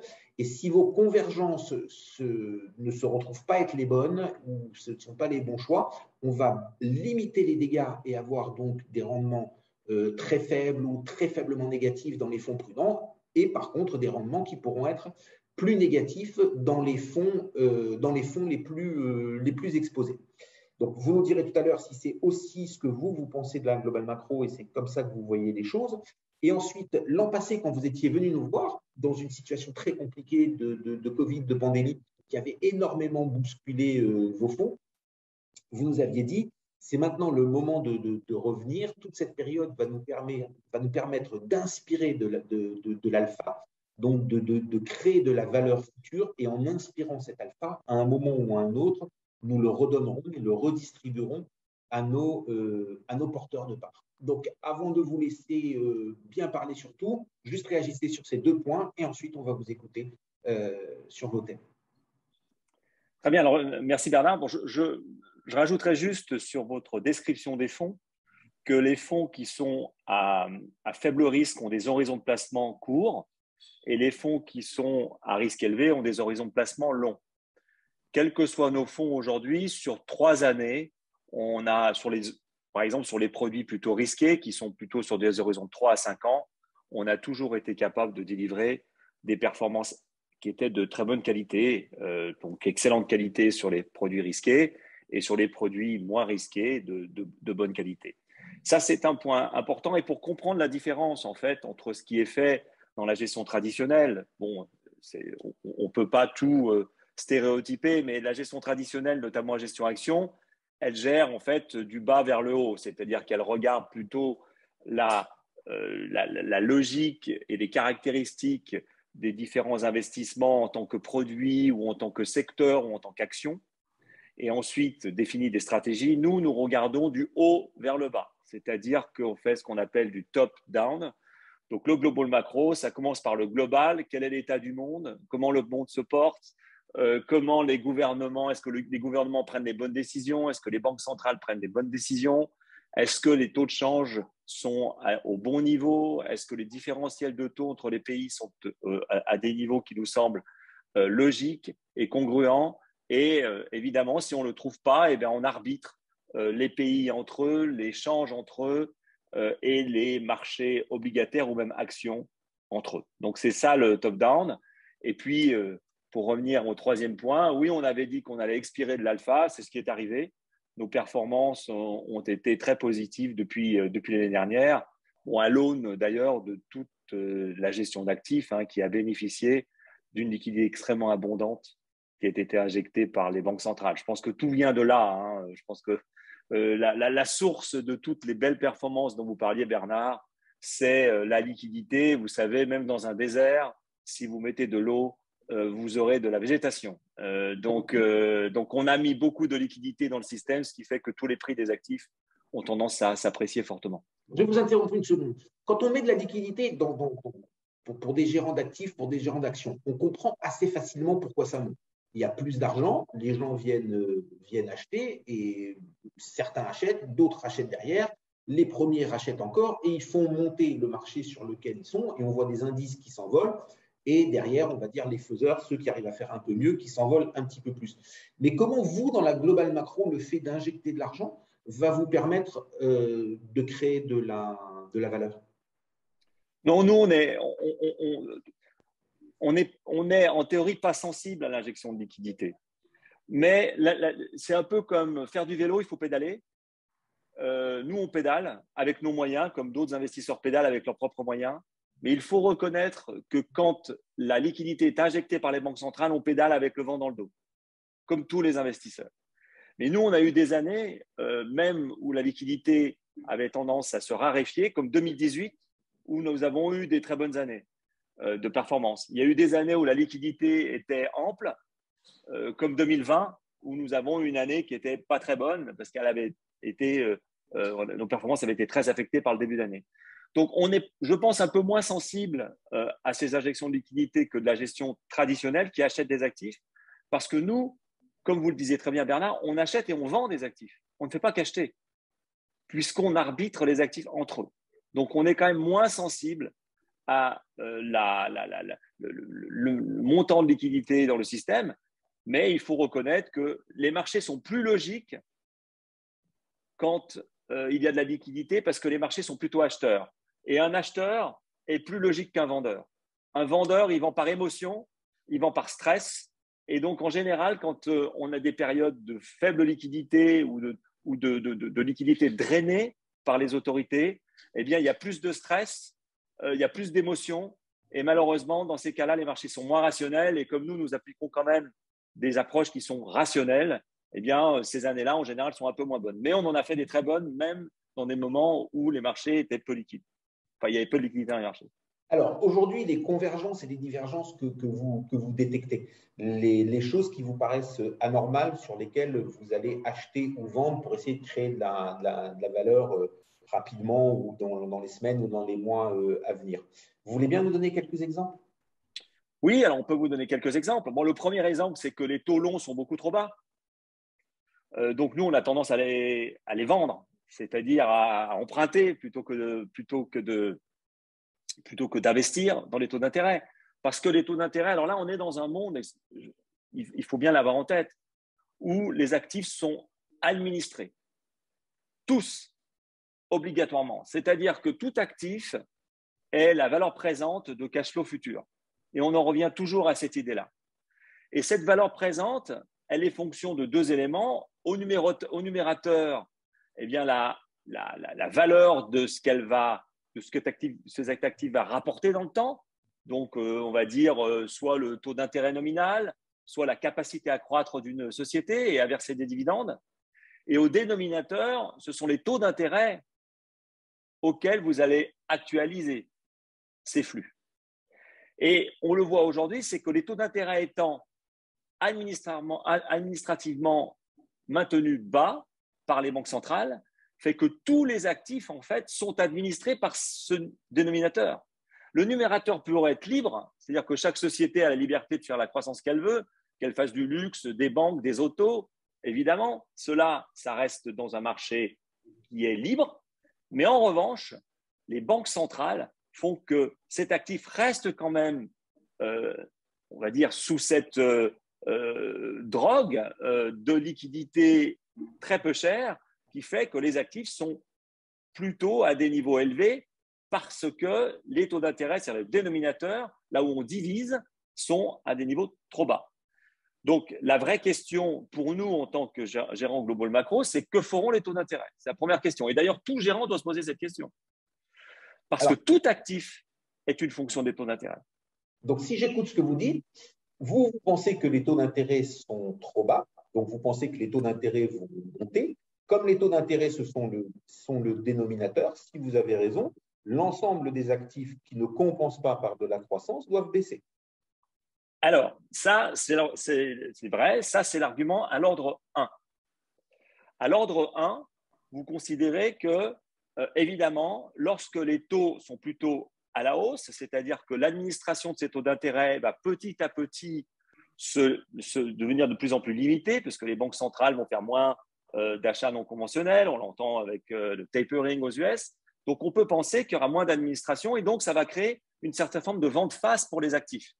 Un dénominateur qui va augmenter, donc quand on va rajouter tous ces flux, la valeur présente sera plus faible. Mais il y a quand même aussi un numérateur. Et ce numérateur, lui, sa croissance va rester très forte. Parce que tout ce qu'ont fait les banques centrales, c'est créer une très très forte croissance parce que c'est la première fois, c'est la première crise, et ça c'est un élément très important, qui est un élément macro, global macro. on n'a jamais vu une crise dans laquelle le revenu augmentait et au même moment, le taux d'épargne, lui, avait tendance à augmenter aussi. Donc, en général, quand les revenus baissent, le taux d'épargne augmente, parce qu'évidemment, les ménages considèrent qu'il y a un risque. Là, on a vu les deux augmenter. Et tout ça dans un environnement où il n'y avait pas de consommation parce que les ménages étaient contraints par les politiques de confinement. Tout ça, ça va mener à une croissance durant l'année 2000. Ça a commencé en 21, ça sera encore en 22 ou en 23, où en fait les numérateurs vont être très forts. Donc, en termes de macro, c'est le rapport entre les deux. C'est vrai que le dénominateur a un effet plutôt négatif, mais le numérateur va avoir un effet extrêmement positif. Et on sait aussi que les banques centrales vont faire monter le dénominateur de manière très douce. Ça, c'est l'ordre 1. L'ordre 2 qui nous intéresse, c'est quel type d'actifs vont être avantagés. Parce que nous jouons, nous jouons les actifs les uns contre les autres. En fait, qu'est-ce qui se passe? Et je pense que c'est le point clé de notre point de vue de cette rotation sectorielle qu'on est en train de voir sur les actions. Qu'est-ce que l'on a vécu pendant de longues années quand les taux d'intérêt étaient ancrés? Ils ne bougeaient pas. Il n'y avait que le numérateur qui comptait. C'est-à-dire que les sociétés qui avaient beaucoup de croissance surperformaient toutes les autres. Et donc, on a vu des sociétés, notamment américaines, ou comme le luxe européen, monter à des niveaux stratosphériques en termes de prix et avec des price earnings qui explosaient. C'est-à-dire ces actions s'appréciaient par une appréciation des multiples, mais non pas seulement par une appréciation de leur résultat. Leur résultat s'appréciait moins que leur prix, parce que les multiples augmentaient. Nous, ce que l'on pense, c'est que lorsque le taux d'intérêt n'est plus ancré, ce sont les sociétés qui ont moins de croissance qui s'apprécient par rapport aux sociétés qui ont plus de croissance. Donc, une sous-performance relative des actifs de croissance, actions de croissance, et une surperformance relative des actions qui sont plutôt des actions que l'on appelle value, avec des price earnings plus bas et évidemment des activités qui ont moins de potentiel de croissance. Donc, c'est ça l'ordre 2. Quand les taux montent, on est plutôt dans un monde où les sociétés qui sont moins belles, on va dire, qui ont moins de croissance, qui sont moins technologiques, qui sont moins innovantes, ont tendance à surperformer. Alors, ça, j'ai envie de dire, est-ce que c'est le passé ou est-ce que c'est aussi le présent et aussi le futur? Est-ce que ces injections de liquidité, cet accès fantastique de liquidité par le private equity qui permet d'injecter de l'argent presque sans fin dans les sociétés technologiques, ces taux bas avec ces liquidités qui permettent de faire une portabilité pour acheter pratiquement tout et n'importe quoi, est-ce que ça ne vient pas un peu mettre en brèche ce que vous venez de nous dire par cette comparaison value et croissance et growth? Non, parce que vous savez, on dit toujours, les marchés s'infléchissent, non pas lorsqu'ils voient la lumière au bout du tunnel, mais lorsqu'il fait juste un peu moins sombre. En fait, aujourd'hui, ce que l'on a devant nous, c'est quand même un petit peu moins de liquidité. On en a tellement injecté que le delta va plutôt baisser. Et donc ça veut dire qu'on est rentré dans un monde, nous pensons, qui va durer quelques années, où la surperformance sectorielle va être inversée par rapport à ce que l'on a vécu durant les 10 dernières années. Et la meilleure façon de l'expliquer, c'est qu'on n'aura plus à se battre contre la déflation. Je ne dis pas qu'on aura beaucoup d'inflation, mais on aura beaucoup moins à se battre avec la déflation ou la désinflation. Et donc, les banques centrales auront tendance à moins injecter de liquidité et à retirer petit à petit de la liquidité. Elles le feront de manière très prudente. C'est pour cette raison que les taux monteront de manière très, très limitée. Mais sur les marchés, c'est toujours la direction qui est importante, pas la pente. Et la direction pour nous, elle a commencé à changer. Et comme vous le voyez, déjà depuis quelques trimestres, ce sont ces types d'actions qui surperforment les grandes actions croissance. Vous voyez par exemple Amazon, le prix d'Amazon monte beaucoup moins, la pente d'appréciation de cette action monte beaucoup moins aujourd'hui dans les 3 derniers mois ou même 6 derniers mois qu'elle ne l'a fait dans les années précédentes. c'était tellement gigantesque dans les années précédentes. C'est comme si vous me disiez Tesla va moins monter dans les 2 ans à venir qu'il est monté dans les 2 ans passés. Enfin, quand on voit la hausse de Tesla, oui, bien sûr, c'est quasiment impossible qu'il monte bien autant sûr. Oui, en 2022 qu'en 2020. Non, mais alors je rephrase, c'est-à-dire que vous voyez par exemple des actions qui sont des dogs, des questions qui sont des dogs, par exemple, hein, comme les banques, bah, sur l'année 2021, elles ont surperformé Amazon. D'accord. Donc voilà, c'est ça que je veux dire. Alors que ce sont des sociétés qui ont un taux de croissance intrinsèque relativement faible. D'accord. Donc pour vous, ce mouvement vers la value qui a un petit peu démarré avec la pandémie, après le rattrapage de la croissance a un petit peu changé la donne, mais on a commencé à voir ce mouvement démarrer en avril-mai 2020, c'est ça? Oui, à partir du moment où les marchés se sont dit, voilà, on est au maximum de liquidité. Alors, en fait, on n'y était pas encore parce que ça a continué beaucoup. Mais là, on est à un moment, je vais vous dire très simplement, hein, le mois de novembre, c'est le mois où la Fed retire de la liquidité. La première fois, 15 milliards par mois en delta. C'est-à-dire qu'en fait, elle continue à ajouter, mais elle en ajoute moins. Attention. D'accord. Elle continue à ajouter, mais elle en ajoute moins. Donc, jusqu'à la fin du tapering, elle va continuer à en ajouter, mais avec une ampleur plus faible. Et quand le tapering sera terminé, sans doute en juin 2022, ben là, on se retrouvera dans une situation où la Fed, par exemple, si elle monte les taux en fin 2022, début 2023, aura tendance à retirer, à commencer à retirer. D'accord. Donc, on n'y est pas encore. Hein. D'accord. Mais vous, ce que vous dites, c'est cette lumière dans le tunnel ou... Oui, ouais. Ça a changé. C'est-à-dire qu'il faut toujours acheter au son. Une autre façon de le dire, c'est vous vendez au son du violon et vous achetez au son du canon. C'est toujours la même chose. C'est-à-dire que dès que la guerre a commencé, la guerre est passée. D'accord. Après, l'histoire de quelques hausses de valeur montre qu'il ne faut pas vendre trop tôt non plus. Hein.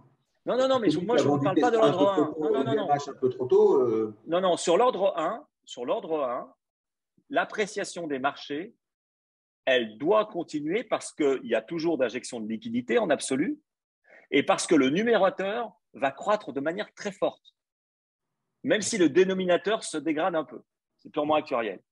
Donc, je ne dis pas qu'il faut vendre le marché. Je pense que les marchés vont continuer à s'apprécier. Mais en revanche, à l'ordre 2, et c'est ça qui nous intéresse, nous, hein, c'est l'ordre 2, eh bien, il faut commencer à faire un peu de rotation sectorielle. C'est-à-dire que les gagnants peut-être des 5 dernières années ne seront pas les mêmes que les gagnants des 5 prochaines années, en relatif. D'accord. Alors, pour en revenir à mon édito, où on parlait beaucoup de luxe, vous l'avez compris, quand vous nous avez rejoints, on continue encore à parler du luxe. Luxe dans les portefeuilles ou luxe à Noël? Écoutez, je pense que ça revient exactement. Bon, moi, je ne suis pas un spécialiste action du tout. Hein, je suis quelqu'un qui fait de la global macro, comme vous le disiez très bien.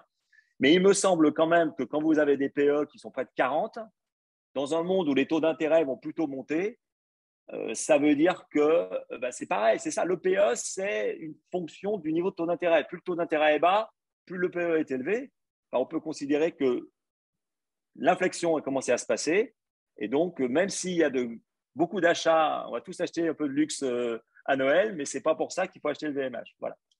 Très bien. Merci beaucoup, Bruno. Merci, Bernard. Voilà, on s'est concentré sur la global macro, donc les choses se normalisent.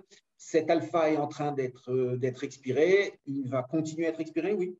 On continue vers l'expiration d'alpha.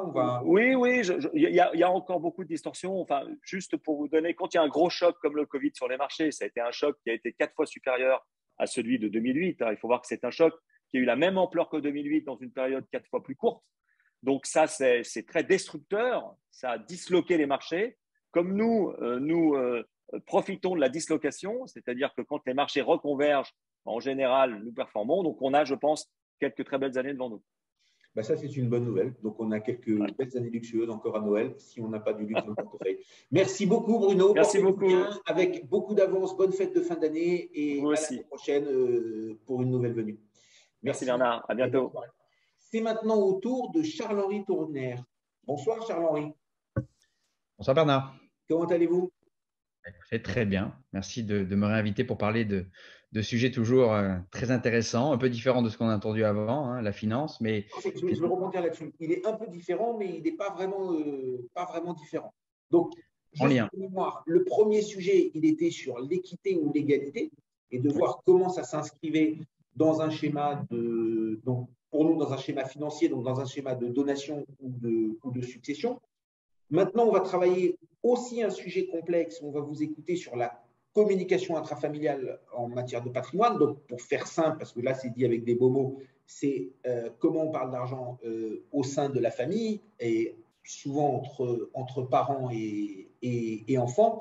Et souvent, quand on doit parler argent au sein de la famille ou entre parents et enfants, c'est pas toujours, mais c'est régulièrement et souvent lié à la donation ou à la succession. Et ce qui me fait dire qu'une fois qu'on aura fait ces deux sujets, il y en aura peut-être un troisième qui sera un mini-débat avec la synthèse pour essayer de bien comprendre comment tout ça se passe. Et bien donc maintenant, on va vous écouter sur ce sujet. Donc je le rappelle, la communication intrafamiliale sur le patrimoine. Eh bien, écoutez, merci. Oui, Bernard, effectivement, vous avez bien résumé les choses. On avait parlé la fois précédente d'égalité, d'équité, et puis finalement, ce dont on parle maintenant, la communication, c'est en lien. Parce que lorsqu'on veut s'assurer de l'égalité et de l'équité entre ses enfants, bah, finalement, souvent, ça passe par la communication. Et bon, j'ai suivi avec intérêt les débats financiers qu'on a eus juste avant notre intervention.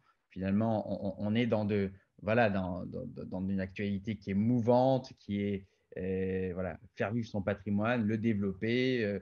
Alors, c'est aussi nous ce qu'on cherche, le Pax Familial. Nous, on est une plateforme patrimoniale, mais on a une vocation au-delà de ça, se dire voilà, on veut développer un patrimoine, le pérenniser, on veut le transmettre. Comment est-ce qu'on peut s'assurer qu'une transmission sera, on va dire, la plus aisée possible? Ben, on se rend compte que la communication, c'est quelque chose qui, ça semble la base de toute relation humaine, mais ce n'est pas forcément quelque chose qui est toujours très facile pour différentes raisons. La communication, c'est inhérent à l'homme, hein, c'est ce qui fait quand même qu'on se distingue de tous les autres animaux sur Terre. Mais en revanche, on se rend compte que c'est la condition sine qua non de notre bonne relation, mais bien souvent, pas tout le temps, heureusement, mais bien souvent, il y a une absence de communication ou tout simplement pas de communication entre des membres du groupe familial. Alors, ça semble simple, c'est pas toujours facile, c'est source de conflit, source de lutte. Et c'est à l'origine du coup de nombreux problèmes qui auraient pu être évités. On avait parlé la fois précédente du fondateur de notre entreprise, voilà, qui crée une égalité entre ses deux enfants, qui transmet l'entreprise 50%, enfin à 100% à son fils et qui transmet une valeur équivalente à ses filles, mais en immobilier. Et donc ça, c'est inspiré d'un exemple qui est réel et qui finalement a créé un petit peu le bazar dans la famille, puisque les filles ont refusé la succession. Et alors, on peut se poser la question de savoir qu'est-ce qui se serait passé s'il y avait eu une meilleure communication, ou peut-être tout simplement une communication, parce qu'au moment de rédiger son testament, eh bien, ce monsieur n'a peut-être tout simplement pas consulté ses enfants. Donc, la communication, voilà, je pense que c'est réellement c'est très important pour arriver à faire en sorte que la répartition des biens, voilà, on parlait de finances durant cette émission avant mon intervention, c'est bien beau, on a développé un portefeuille financier, de l'immobilier, une entreprise, comment est-ce qu'on le répartit? Qu'est-ce qu'on donne à qui et pourquoi? Je crois qu'au-delà de ces approches purement patrimoniales, la succession aussi, c'est le moment où des problèmes plus profonds peuvent ressurgir. Des problèmes, voilà, le sentiment d'avoir été défavorisé par rapport à un frère, à une sœur, voilà, des désaccords familiaux qui sont vraiment très propres à chaque famille. Et je crois que c'est pour ça que c'est compliqué de faire des règles générales. Mais encore une fois, il y a quand même la possibilité, je crois, d'arriver à donner quelques indices aux personnes qui nous écoutent et plus généralement aux personnes qui souhaitent voilà, arriver à organiser les choses de manière un peu plus pacifique ou du moins tendre à éviter des conflits. Alors, la communication, on le voit bien, moi je suis notaire de formation, on voit bien que ce n'est pas aussi facile puisque sinon il n'y aurait pas autant de conflits familiaux en matière de succession. Et donc, du coup, c'est des sujets difficiles parce qu'on parle d'argent. Et l'argent, c'est toujours compliqué. C'est compliqué d'en parler entre amis, avec son conjoint, en famille. Et bon, les enjeux ne se limitent pas qu'à l'argent parce qu'une succession, un transfert, une donation, ben souvent, c'est bien plus qu'un transfert de biens matériels, c'est aussi un transfert symbolique de sentiments, d'affection. C'est tout du moins comme ça que c'est parfois appréhendé. Et c'est pour ça qu'au-delà du simple fait qu'on ait l'impression que les gens voilà, se font la guerre pour de l'argent, souvent, en fait, c'est effectivement la conséquence, c'est le résultat, puisque lorsque on a passé l'arme à gauche, entre guillemets, eh bien, derrière nous, nos successibles eh bien, sont là sur des enjeux patrimoniaux, mais bien souvent, il y a des sous-jacents qui sont autres. Alors, quoi faire pour arriver à lutter un peu contre ça? Je crois que tout d'abord qu'il faut du courage. Dans tous les cas, il faut créer une atmosphère qui soit propice. Si possible, dès la plus jeune enfance, avec nos enfants, arriver à communiquer. Alors, communiquer, c'est évidemment plusieurs choses. Communiquer, c'est arriver à écouter. Première chose, hein, si on n'écoute pas, la communication est quand même difficile. C'est arriver à comprendre ce qu'on nous dit, et puis c'est arriver à accepter les différences, accepter qu'on a des enfants qui pensent différemment, que les enfants acceptent que les parents aient une vision différente, mais au final, qu'on arrive à un accord. Puisque je crois que c'est, voilà, nous, chez Pax Familia, on tend vers la paix familiale. Je crois que la paix, eh bien, ce sont des concessions réciproques. Alors, ça ne veut pas dire que tout doit être concédé, mais en tous les cas, c'est des choses vers lesquelles on doit arriver à se mettre d'accord. Donc, voilà, c'est des sujets qui sont pas toujours faciles, mais qui Alors là, peuvent… on est presque, je coupe, on est presque dans de la diplomatie, dans du règlement de conflit, dans de la stratégie. Alors, de votre propre expérience, Oui. on commence par les sujets faciles ou on commence par les sujets difficiles? Il vaut mieux commencer par des sujets faciles et des sujets d'apaisement pour ensuite aller vers les sujets un peu plus compliqués. Je crois qu'il faut voir un petit peu ce qui nous rapproche, qu'est-ce qui fait qu'on est une famille. Je crois que ce dont on parle, en fait, ça peut s'étendre même au-delà des groupes familiaux et au-delà d'un simple transfert de propriété. Je crois que vous avez tout à fait raison. On est sur une histoire de communication, de paix ou de guerre. Donc, c'est bien plus large que ça. Et je crois qu'il faut essayer de trouver effectivement quelles sont les choses qui nous unissent et puis quels sont les points qui divergent. Alors, peut-être qu'on est capable d'arriver à communiquer ensemble, à le faire au sein du groupe familial, et peut-être, encore une fois, qu'on ne sera peut-être pas à même de résoudre tous les problèmes ensemble. Donc, il faudra Donc, peut-être se faire… ce qu'on n'arrive pas à résoudre, on le laisse à la génération future. On résout le maximum et quand on sait qu'il y a un problème, je ne sais pas moi, allez, imaginons une bague, un objet de famille, un tableau, et il n'y en a qu'un, et il y a deux enfants qui le veulent impérativement et qui estiment que c'est l'autre qui doit faire une concession. Est-ce que la génération d'avant… Alors, je ne vous dis pas je demande pas ce que vous pensez, parce qu'à la limite, j'ai envie de dire chacun peut penser ce qu'il veut, mais de votre propre expérience professionnelle, donc comment vous voyez les choses dans les familles? Est-ce que la génération d'avant doit trancher dans le vif et faire mal en écrivant ce qui sera le futur, ou est-ce qu'elle doit dire non, ce n'est pas mon sujet, nous on va partir tranquille, on ne va pas partir avec la guerre, et s'ils doivent se faire la guerre, ils se feront la guerre? Ce que vous dites, justement, ça regroupe plusieurs choses. Ça regroupe effectivement voilà, différentes analyses. Il y a des gens qui vont être de votre constat. Après moi, le déluge, ils se démerderont, entre guillemets. Bon, je ne crois pas que ce soit une bonne solution, mais en tout cas, c'est effectivement la vision de certaines personnes. D'autres personnes qui voilà, se disent moi, je veux, et c'est en lien avec ce dont on avait parlé avant, je veux l'égalité. Oui, mais l'égalité ne va peut-être pas préserver une équité, et c'est là où il y aura peut-être des conflits sous-jacents. Après, vous avez des approches un peu différentes. Alors, pour le coup, c'est vrai que les familles qui ont un patrimoine peut-être familial important, qui sont suivies par des family office, qui sont suivies par des banques privées, par des CGP, vont peut-être mettre en place des stratégies, puisque derrière ça, il y a le transfert d'une entreprise familiale, d'une activité qui va se préserver, qu'on veut préserver au-delà des générations. Et donc, il y a un intérêt à ce que tout le monde se mette autour de la table. Vous voyez, en matière notamment de philanthropie, c'est assez intéressant de voir qu'il peut y avoir des chartes familiales qui sont signées entre les différentes générations. Il peut y avoir voilà, des règles qui sont mises pour que, par exemple, dans certaines sociétés, la main soit passée au-delà d'un certain âge. Et donc, je crois que tout est une histoire de compromis et donc, finalement, de communication. Si on arrive à établir une bonne communication, ça ne veut pas dire qu'on va se mettre d'accord sur tout, mais ça veut dire qu'on parviendra, je pense, à à régler tant que peut se faire ou à prévenir des problèmes un peu plus grands. Alors, encore une fois, ça ne veut pas dire qu'il faut tout dire. Je crois que la communication, voilà, dans l'article qu'on avait écrit, on parle de transparence nuancée. La transparence nuancée, c'est important parce que effectivement, tout n'est pas bon à dire. On n'est pas obligé de tout dire. Je crois qu'il faut aussi garder certaines choses pour soi, et des choses qu'on ne veut pas divulguer. Hein. Typiquement, on peut faire une assurance vie. Une assurance vie, c'est assimilé hors succession. Et puis, on peut très bien dire qu'on veut instituer comme bénéficiaire une personne tierce et qui n'est pas censée, dont les successibles ne sont pas censés forcément avoir connaissance. Alors, pourquoi on fait ça? Dans la mesure, évidemment, où cette assurance vie, c'est l'exemple que je prends, serait proportionné, ne serait pas disproportionné par rapport au patrimoine global, sinon après ça pourrait être remis en cause pour des histoires de réserve. Mais pourquoi est-ce qu'on fait ça? Parce qu'on considère qu'il y a quand même une liberté qui est encadrée en France, en Belgique ou dans d'autres pays par la réserve héréditaire.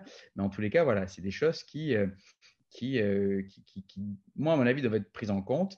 Et donc, il y a différents points de vue. Et je pense que la solution, c'est quand même d'avoir de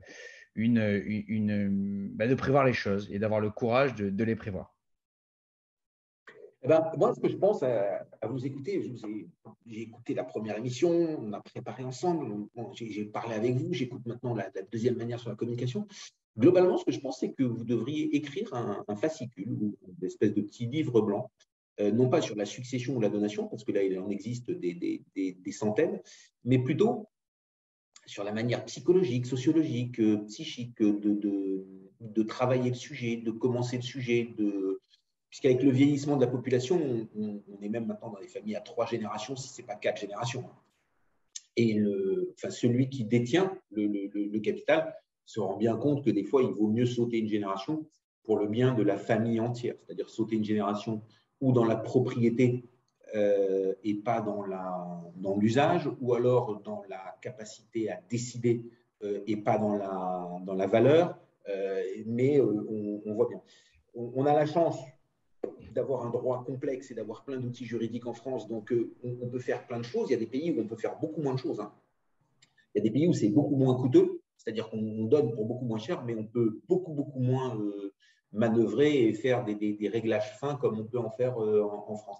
Et je pense que là-dessus, et je le vois d'ailleurs en parlant avec mes clients et en échangeant avec eux, il y a un vrai manque de tact, de doigté et de traitement du sujet sur la psychologie. Autant ce que j'ai remarqué depuis bien longtemps maintenant, c'est que des gens viennent vous voir, des clients viennent vous voir et vous expliquent une aventure passée ou une histoire passée et vous demandent de mettre en assurance vie, sur une assurance vie dédiée pour une personne ou pour 2 personnes, une somme précise en vous racontant l'histoire parce qu'ils sont arrivés au moment de leur vie où ils ont envie de partager cette histoire, en vous demandant de conserver le secret, en vous disant le jour où ça arrivera, voilà. Récemment, j'en ai un qui est venu me voir, qui m'a dit moi, je ne peux plus parler avec cette personne, mais le jour où il m'arrivera quelque chose, trouvez-la, appelez-la et dites-lui. Et je lui ai dit, vous n'allez quand même pas me remettre une lettre à lui remettre. Il me dit non, mais je vous dirai 2-3 choses à lui dire et ça suffira. Donc ça, c'est quelque chose qui a fait son chemin. C'est-à-dire, on parle avec son conseiller de cette histoire dont on n'a parlé avec personne. Mais ce qui n'a pas encore fait son chemin, c'est cette psychologie que vous amenez qui est très intéressante. C'est-à-dire que, et la dernière fois, je vous disais, ce n'était pas une critique vis-à-vis des notaires, mais je vous posais la question, est-ce que les notaires sont les mieux armés pour faire ça? Mais j'ai même envie de prêcher pour ma paroisse. Est-ce que les gestionnaires de patrimoine sont même les mieux armés? Il y a des moments où je me dis, moi, je n'ai pas envie de me fâcher avec le client et de lui dire, bon sang, bonsoir, regardez les choses en face. Tout se passe bien, les relations sont bonnes, on gagne notre vie, on lui fait gagner la sienne, on est apprécié, on apprécie. Et je me dis, pourquoi est-ce que je vais mettre le doigt dans la plaie et encore bien lui faire mal et peut-être casser toute une relation que j'ai mis 10 ans, 15 ans à créer, qui nous satisfait tous. Et voilà, et là j'ai l'impression qu'on a besoin de matériel, qu'on a besoin de sous-jacent et qu'il est peut-être temps d'écrire quelque chose de plus global et de montrer que c'est dur pour tout le monde.